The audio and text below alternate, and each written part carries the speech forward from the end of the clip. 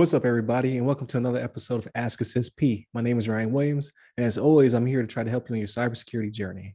So, I know I've been gone for a couple of weeks. However, if you are a follower of my other podcast, The Other Side of the Firewall, where my two co-hosts Shannon Levon and I we break down the latest in cybersecurity news, as well as we highlight those movers and shakers and glass ceiling breakers, those people of color who've made it to the other side of the proverbial firewall. Now, you've been seeing a lot of me, right? 4 episodes a week. We're on YouTube as well as the podcast platform of your choice. So please like, share, subscribe. Um, Tell your nerdy friends about us so they can listen to us as well. Just get a different perspective when it comes to cybersecurity, right? Because we only make up people of color, I should say, only make up 7% of all IT, as well as only 3% of those in C-suite senior level positions. So there's a few podcasts like us, but not many, right? So definitely tune in. So with all that out of the way, so I've been gone for a couple of weeks. I had kind of recharged my batteries, I'm back on my grind, and I definitely want to answer your questions.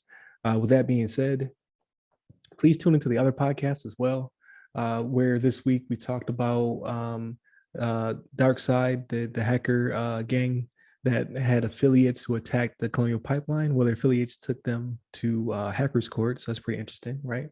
As well as hackers exploiting people coming back from their COVID sabbatical, so to speak, and going back to the workplace. So lots of phishing attacks happening in there, as well as we discussed an article by CNN Business, which was titled "Wanted: Millions of Cybersecurity Pros, Salary, Whatever You Want." And that was written by Claire Duffy, right?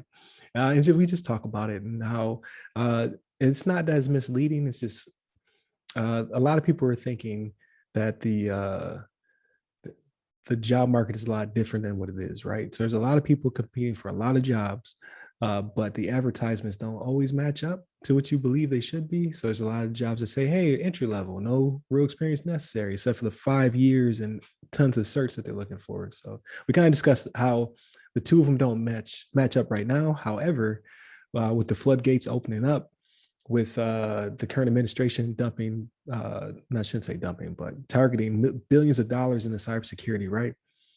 Things will change. There will be more jobs.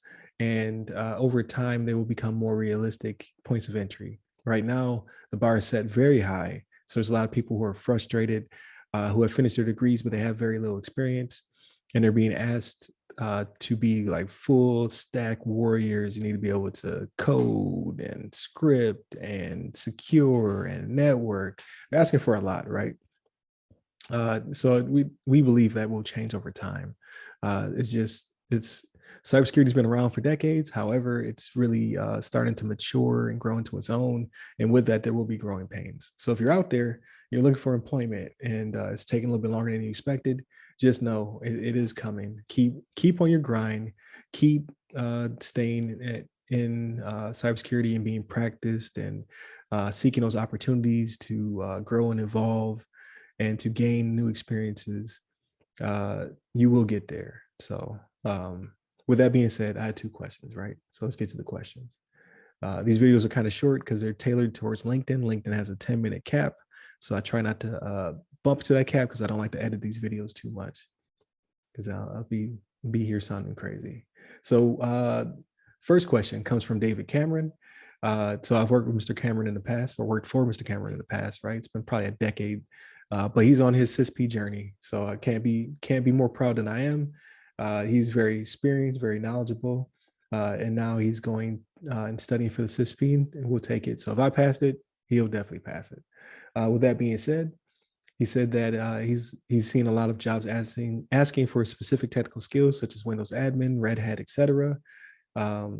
Basically, how would I approach getting my foot in the door for an ISSO or ISSM job, both DoD or private sector? So I don't hold either one of those positions. A lot of people think I'm out. I'm not. I'm still active for at least the next couple of years before I transition into that civilian, light at the end of the tunnel.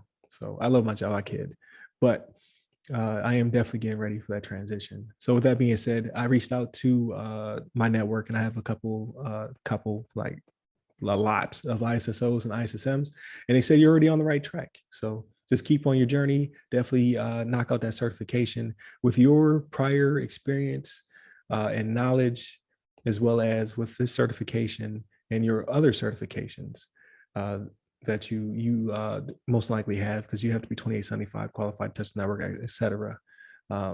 You will be a-okay, especially in the DoD sector, where they definitely need your skills and expertise.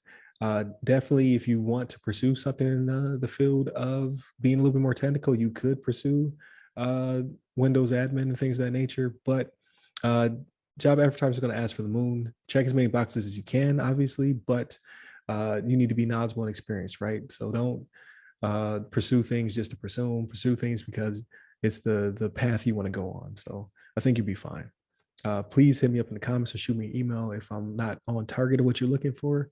But I think you're already there for what, like when I speak to them about how they got in, it's just a matter of applying, and then obviously showcasing that expertise and that body of work when it came to the interview. So again, I think you should be fine.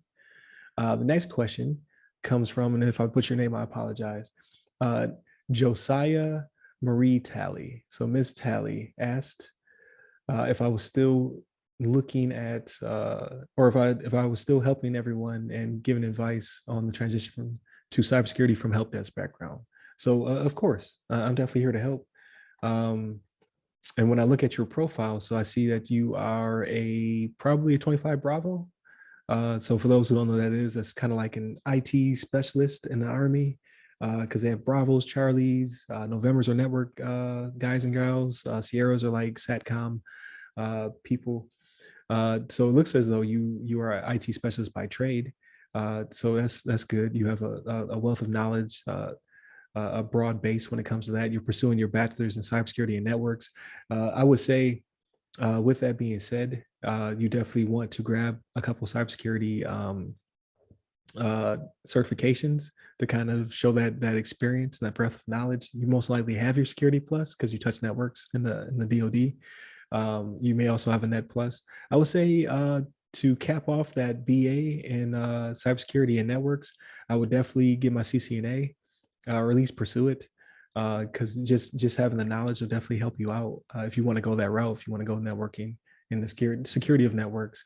But then when it comes to the cybersecurity piece, again, try to be cross-utilized. Like I know we're kind of pigeonholed sometimes in our respective wheelhouses, but if you can try to get more onto the DCO, OCO side of the house, the defensive cyber, offensive cyber, and just see if you can just moonlight.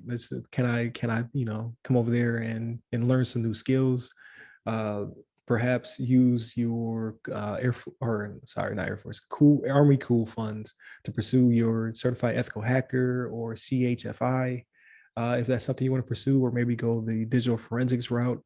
But definitely, it's all about having hands-on experience. So whenever possible, try to find a mentor or somebody who supports you that will allow you to work in a different department, maybe just part-time, maybe just moonlighting, maybe you just helping them patch servers or things of that nature, or monitoring the network, because again, you have that networking in your degree. So definitely try to stretch a little bit from the help desk and just try to moonlight, because you have that ability, unlike a lot of people out there in the private sector. In the military, if you show you have the capacity to learn, as well as you have leadership who supports you in that regard, then they'll let you put your hands on the equipment. So definitely try to utilize that as much as possible. I know these answers are kind of short. If you guys have any questions or follow-up questions I can answer, please hit me up in the comments. Please keep your questions coming. That definitely motivates me to make these videos. Again, I'm still making 4 videos a week. So check me out on YouTube, as well as the podcast services of your choice. At the other side of the firewall is the name of the podcast. And you can reach me personally at RyRy Security Guy. That's RYRY Security Guy on Clubhouse, LinkedIn, Twitter, and IG. And I definitely want to help you out. So hit me up. With that, stay safe, stay secure.